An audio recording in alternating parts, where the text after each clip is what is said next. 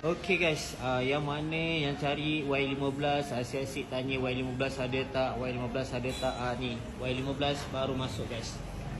Condition motor 7/10 guys. Condition motor 7/10. Korang boleh tengok sendirilah condition motor dia. Ni tahun 2023 tau. Color matte green. Ni tahun 2023. Condition motor 7/10. Korang boleh tengok sendiri.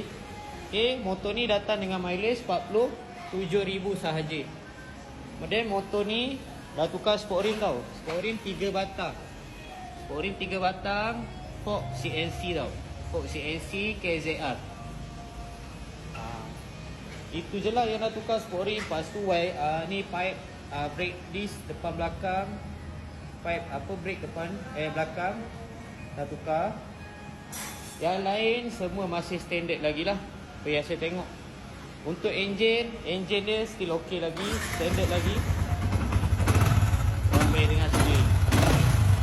Enjin dia still standard lagi. Yang mana yang berminat untuk beli cash ataupun loan, boleh WhatsApp saya sekarang guys. Yang mana yang cari Y15, yang tanya-tanya Y15 tu, ni dia motor dah masuk. Cepat-cepat WhatsApp ataupun call saya sekarang. Alright guys, motor ni murah saja. Jangan tunggu lagi guys. Alright.